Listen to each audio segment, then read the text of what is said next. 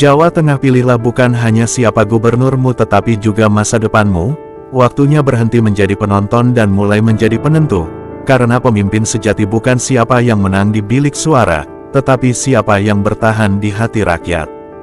Jawa Tengah 2024 bukan sekedar pilkada, ini bukan sekadar soal siapa yang akan jadi gubernur berikutnya, ini soal harga diri, ini tentang siapa yang sebenarnya lebih besar. Jokowi, mantan presiden yang pernah dieluk-elukan sebagai simbol rakyat, atau PDIP, partai yang selama ini menguasai panggung politik dengan bendera banteng bermoncong putih. Tapi mari kita koreksi satu hal, sebelum kita terlalu jauh larut dalam narasi para elit. Apakah rakyat Jawa Tengah benar-benar peduli, ataukah mereka hanya pion dalam permainan ego yang semakin menjauh dari realitas kehidupan sehari-hari? Pertanyaannya sederhana, tapi jawabannya tidak ada yang sederhana di sini. Bayangkan ini, Ganjar Pranowo, jagoan PDIP, kalah di Jawa Tengah dalam Pilpres 2024 di tanah yang seharusnya menjadi benteng terkuat mereka. Jokowi yang dulu diangkat PDIP sebagai petugas partai, sekarang berdiri di seberang membangun kekuatan sendiri. Bahkan tokoh-tokoh yang disebut-sebut sebagai calon gubernur mendatang seperti Ahmad Lutfi dan Ustadz Yasin terlihat sowan ke rumah Jokowi di Solo, seolah meminta restu dari seorang raja tanpa mahkota. Jadi siapa sebenarnya yang lebih kuat? Apakah Jokowi benar-benar sosok tak tergantikan yang mampu mengalahkan PDIP di kandangnya sendiri? Atau justru ini akan menjadi momen kebangkitan PDIP, membuktikan bahwa partai ini tak butuh Jokowi untuk bertahan. Pilkada Jawa Tengah 2024 bukan hanya medan tempur politik, ini adalah medan tempur ego, kekuasaan, dan pembuktian. Dan di tengah semua itu satu pertanyaan menggantung, apakah rakyat benar-benar diuntungkan atau hanya menjadi alat legitimasi untuk kekuasaan?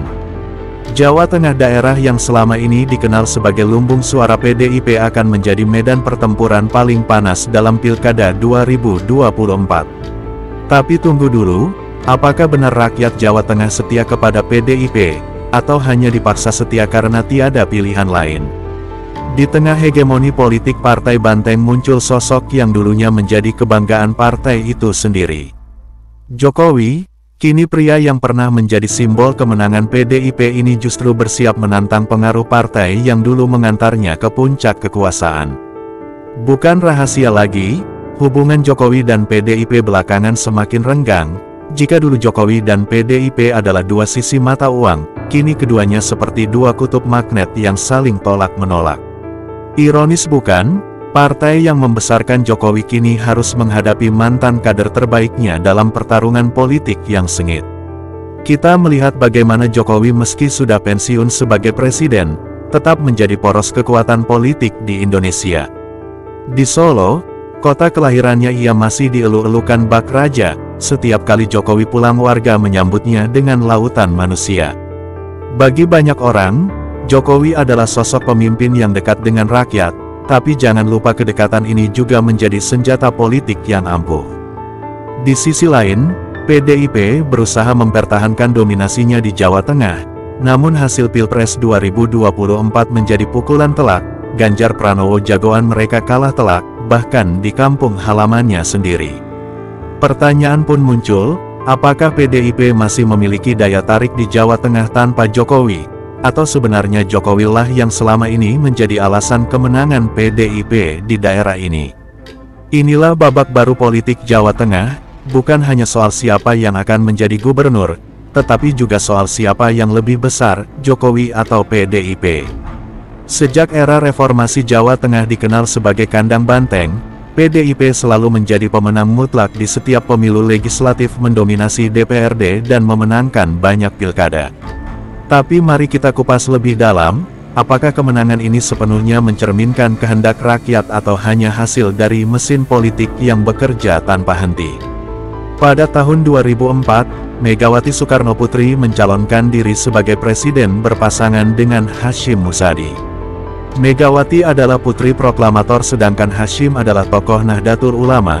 Kombinasi ini seharusnya menjadi jaminan kemenangan, terutama di Jawa Tengah yang dikenal religius sekaligus loyal kepada PDIP. Tapi apa yang terjadi? Megawati kalah telak. Kekalahan itu terulang lagi pada 2009, kali ini Megawati menggandeng Prabowo Subianto, mantan jenderal yang karismatik dan kontroversial. Duet ini dianggap impian, tetapi hasilnya tetap mengecewakan. Jawa Tengah tetap memilih SBY, seorang tentara yang jauh lebih disukai rakyat. Ironis bukan? Jawa Tengah baru kembali menjadi kandang banteng ketika Jokowi maju sebagai calon presiden pada 2014 dan 2019. Bersama Jusuf Kalla pada 2014 dan Ma'ruf Amin pada 2019, Jokowi berhasil merebut hati rakyat Jawa Tengah. PDIP kembali mendulang suara, tetapi mari kita jujur, apakah itu berkat kerja partai atau pesona pribadi Jokowi? Hasil Pilpres 2024 menjadi pukulan keras Ganjar Pranowo, yang 2 periode memimpin Jawa Tengah sebagai gubernur kalah di daerahnya sendiri. Bukankah ini menjadi tamparan telak bagi Partai Demokrasi Indonesia Perjuangan, partai yang selama ini mendominasi? Jawa Tengah harus menerima kenyataan pahit, bahwa pengaruhnya mulai memudar. Jokowi memulai karir politiknya di Solo, sebuah kota kecil yang tak banyak diperhitungkan dalam peta politik nasional. Tapi siapa sangka dari kota inilah lahir seorang pemimpin yang kelak menjadi presiden 2 periode. Jokowi memimpin Solo dengan gaya kepemimpinan yang sederhana, merakyat dan jauh dari citra. Ini yang membuatnya berbeda ketika menjadi wali kota Solo. Jokowi memenangkan hati rakyat dengan persentase suara fantastis lebih dari 90%. Ia melanjutkan kiprahnya ke Jakarta, memimpin ibu kota dengan gaya populis yang sama. Tapi jangan lupa Jokowi juga seorang politisi yang cerdas. Ia tahu bagaimana memanfaatkan momentum dan membangun citra. Ketika Jokowi menjadi presiden, PDIP diuntungkan secara besar-besaran. Partai itu kembali mendominasi terutama di Jawa Tengah. Namun hubungan antara Jokowi dan PDIP mulai merenggang ketika Jokowi membangun basis politiknya sendiri. Perlahan tapi pasti, Jokowi bukan lagi petugas partai melainkan figur independen yang memiliki kekuatan politiknya sendiri. Kini setelah pensiun, Jokowi kembali ke Solo, tapi jangan salah, ini bukan sekedar pulang kampung. Bagi banyak pengamat ini adalah strategi untuk tetap relevan dengan kembali ke basis masanya. Jokowi menunjukkan bahwa ia masih memiliki pengaruh besar terutama di Jawa Tengah. Pilkada 2024 di Jawa Tengah bukan sekadar pemilihan gubernur, ini adalah ajang pembuktian siapa yang lebih besar, Jokowi atau PDIP. Ahmad Lutfi, Ustadz Yasin dan calon dari PDIP akan bertarung memperebutkan suara rakyat. Tapi pertanyaannya, siapa yang benar-benar peduli pada rakyat? Ahmad Lutfi dan Ustadz Yasin adalah 2 nama yang sering dikaitkan dengan Jokowi. Keduanya bahkan terlihat sowan ke rumah Jokowi di Solo, sebuah langkah yang jelas-jelas menunjukkan afiliasi politik mereka. Tapi apakah ini berarti mereka benar-benar memiliki visi untuk Jawa Tengah atau hanya mengandalkan pengaruh Jokowi? Sementara itu Partai Demokrasi Indonesia Perjuangan bersiap dengan jagoannya sendiri. Tapi setelah kekalahan Ganjar di Pilpres 2024, partai ini harus bekerja ekstra keras untuk meyakinkan rakyat Jawa Tengah bahwa mereka masih relevan. Ironi terbesar di sini adalah rakyat Jawa Tengah terjebak dalam perang politik antara elit. Pilkada ini bukan soal siapa yang paling mampu memimpin, tetapi soal siapa yang paling kuat, Jokowi atau PDIP. Jokowi adalah fenomena politik dari seorang pengusaha mebel di Solo yang menjelma menjadi presiden yang memimpin Indonesia selama 2 periode. Tapi mari kita bedah lebih dalam, apakah Jokowi benar-benar pemimpin yang mencerminkan kehendak rakyat atau hanya produk politik populisme yang dibungkus rapi dengan strategi pencitraan? Dalam konteks Jawa Tengah, pengaruh Jokowi tidak bisa diremehkan. Kota Solo tempat asalnya menjadi simbol kemenangan Jokowi sejak awal karir politiknya.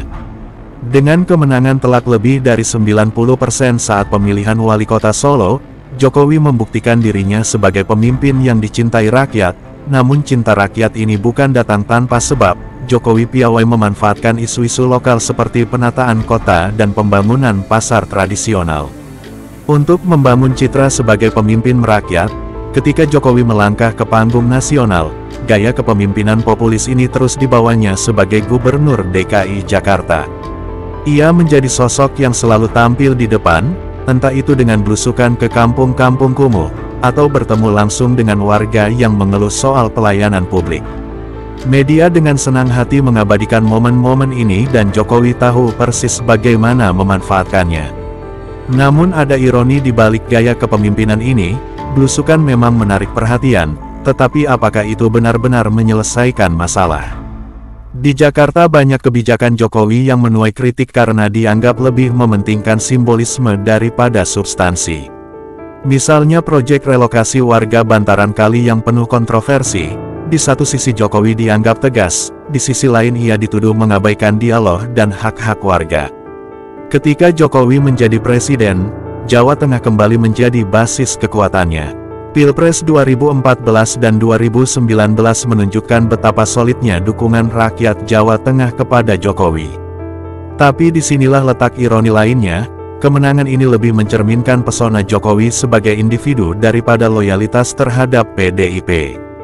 Bahkan banyak pengamat politik yang berpendapat, bahwa suara besar PDIP di Jawa Tengah selama era Jokowi sebenarnya adalah hasil dari popularitas Jokowi, bukan kekuatan partai itu sendiri. Namun ada satu pertanyaan besar yang harus kita jawab, apakah pengaruh Jokowi masih relevan setelah ia tidak lagi menjabat?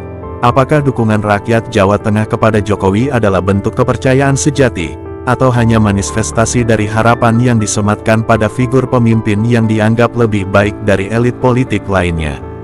PDIP sering disebut sebagai partai rakyat, partai wong cilik, partai yang mewakili suara mereka yang terpinggirkan. Tapi jika kita lihat lebih dekat, apakah klaim ini masih relevan? Apakah PDIP benar-benar mewakili rakyat, atau justru menjadi bagian dari oligarki politik yang selama ini hanya memperjuangkan kepentingan elit? Sejarah menunjukkan, PDIP memiliki akar yang kuat di Jawa Tengah. Dari era Megawati hingga Ganjar Pranowo, partai ini selalu berhasil mempertahankan dominasinya. Namun, kemenangan PDIP seringkali lebih didasarkan pada loyalitas tradisional daripada evaluasi rasional terhadap kinerja partai. Ini menjadi masalah serius, ketika rakyat memilih bukan karena visi atau program, melainkan karena ikatan emosional, maka demokrasi yang sehat tidak akan tercipta. Ironi terbesar PDIP di Jawa Tengah terjadi pada Pilpres 2024, Ganjar yang 2 periode menjadi gubernur kalah telak di basis kekuatannya sendiri. Apakah ini tanda bahwa rakyat Jawa Tengah mulai lelah dengan PDIP, ataukah ini justru cerminan kegagalan PDIP dalam memahami aspirasi rakyat? PDIP juga sering dikritik karena terlalu mengandalkan figur Ketua Umum Megawati Soekarnoputri.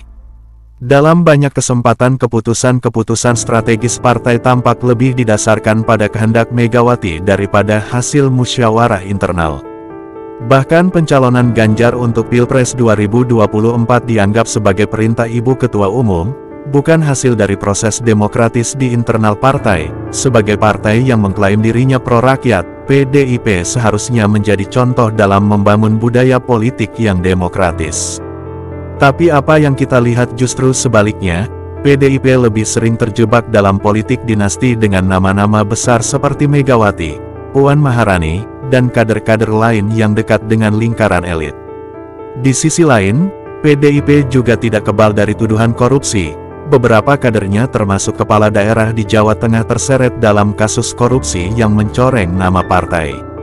Hal ini menjadi pertanyaan besar, apakah PDIP masih layak disebut partai rakyat, ataukah ia telah menjadi bagian dari sistem politik yang korup dan jauh dari aspirasi wong cilik? Perang politik antara Jokowi dan PDIP di Pilkada Jawa Tengah 2024 adalah sebuah ironi besar. Di satu sisi keduanya mengklaim berjuang untuk rakyat, Jokowi dengan gaya kepemimpinannya yang populis dan PDIP dengan klaimnya sebagai partai wong cilik.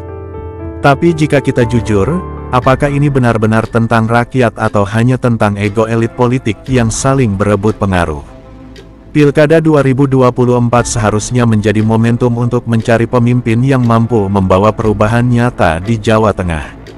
Namun yang terjadi justru sebaliknya, fokus pertempuran politik lebih kepada siapa yang lebih besar, Jokowi atau PDIP. Rakyat hanya menjadi penonton dalam drama politik yang diskenariokan oleh elit. Di sisi Jokowi kita melihat bagaimana ia menggunakan pengaruhnya untuk mendukung calon-calon kepala daerah yang dianggap loyal. Di sisi lain PDIP berusaha mempertahankan dominasinya dengan segala cara, meskipun hasil Pilpres 2024 menunjukkan bahwa pengaruh mereka mulai melemah. Ironi terbesar dari semua ini adalah kenyataan, bahwa rakyat Jawa Tengah yang seharusnya menjadi pusat perhatian malah terpinggirkan dalam perang politik ini. Suara rakyat seringkali hanya menjadi alat legitimasi bagi elit untuk mempertahankan kekuasaan mereka. Apakah rakyat Jawa Tengah akan terus terjebak dalam lingkaran politik ini, ataukah mereka akan bangkit menuntut pemimpin yang benar-benar memperjuangkan aspirasi mereka? Pilkada Jawa Tengah 2024 adalah lebih dari sekadar pemilihan gubernur, ini adalah ajang pembuktian siapa yang lebih besar, Jokowi atau PDIP. Tapi di balik pertarungan ini ada pertanyaan yang jauh lebih penting, siapa yang sebenarnya peduli pada rakyat? Jawa Tengah yang selama ini menjadi basis kekuatan PDIP kini menghadapi perubahan besar. Kekalahan Ganjar di Pilpres 2024 menunjukkan bahwa loyalitas rakyat tidak lagi bisa dianggap sebagai sesuatu yang pasti. Di sisi lain pengaruh Jokowi meski besar juga tidak bisa selamanya menjadi jaminan kemenangan. Pilkada ini akan menjadi ujian nyata, bukan hanya untuk Jokowi dan PDIP, tetapi juga untuk rakyat Jawa Tengah. Apakah mereka akan memilih berdasarkan visi dan program, ataukah mereka akan kembali terjebak dalam permainan politik elit? Pada akhirnya masa depan politik Indonesia akan ditentukan oleh kesadaran rakyat. Jika rakyat terus diam maka drama politik seperti ini akan terus berulang, tapi jika rakyat bangkit, maka perubahan sejati mungkin saja terjadi. Dengan kata lain, Pilkada Jawa Tengah 2024 bukan hanya tentang Jokowi dan PDIP, ini adalah tentang masa depan kita semua. Pilkada Jawa Tengah 2024 bukan lagi sekadar pesta demokrasi, ini adalah cerminan dari absurditas politik kita. Perang ego antara Jokowi dan PDIP, dua kekuatan besar yang dulu berjalan seiring kini saling sikut demi pembuktian siapa yang lebih hebat. Tapi mari kita perjelas satu hal, semua ini bukan tentang rakyat. Jokowi dengan segala citra kesederhanaannya telah membangun imperium politiknya sendiri. Namun apa bedanya ia dengan elit lainnya jika ujung-ujungnya hanya menciptakan loyalitas baru yang berpusat pada dirinya? Sementara itu PDIP partai yang selama ini mengklaim sebagai representasi wong cilik semakin terjebak dalam politik dinasti dan intrik kekuasaan. Mereka bersikeras mempertahankan dominasi di Jawa Tengah, meski jelas bahwa rakyat mulai muak dengan retorika lama yang tak lagi relevan. Lalu di mana posisi rakyat? Apakah suara mereka benar-benar diperhitungkan atau hanya dijadikan alat untuk melegitimasi ambisi politik elit? Jawa Tengah yang selama ini dikenal sebagai kandang banteng kini menjadi simbol ironi demokrasi kita. Rakyat terus dimobilisasi, sementara kebutuhan mereka diabaikan. Inilah klimaksnya, Pilkada 2024 bukan tentang siapa yang akan menang, tetapi siapa yang berani mengakui kegagalan sistem ini. Jika Jokowi dan PDIP terus tanpa arah, maka kemenangan hanyalah formalitas. Rakyat Jawa Tengah tidak butuh pertarungan ego, mereka butuh pemimpin sejati yang mengutamakan aspirasi, bukan sekadar kepentingan politik. Dan jika rakyat tetap diam menerima nasib sebagai figuran dalam drama politik ini, maka jangan harap ada perubahan. Karena kenyataan pahitnya adalah, ini demokrasi tanpa kesadaran rakyat hanyalah topeng, dan politik tanpa keberpihakan hanyalah panggung sandiwara. Jawa Tengah pilihlah bukan hanya siapa gubernurmu tetapi juga masa depanmu, waktunya berhenti menjadi penonton dan mulai menjadi penentu, karena pemimpin sejati bukan siapa yang menang di bilik suara, tetapi siapa yang bertahan di hati rakyat.